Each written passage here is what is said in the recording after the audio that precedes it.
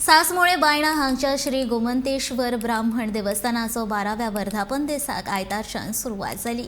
सोमारा वर्धापनाच्या निमतान गावातल्या देवाच्या पालखेची मिरवणूक काढली। लोकांनी व्हडा संख्येन हजर रावन पालखेचे दर्शन घेतले। आज ह्या वर्धापन दिसाचो तिसरो दीस। त्या निमतान वेगवेगळ्या धार्मिक तशेंच सांस्कृतिक कार्यावळी जातल्यो। 9 दीस चलपी वर्धापन दीस सुवाळो 20 तारखेक सोंपतलो। पुराय 9 दीस धार्मिक तशेंच वेगवेगळे सांस्कृतिक कार्यावळी आसतल्यो।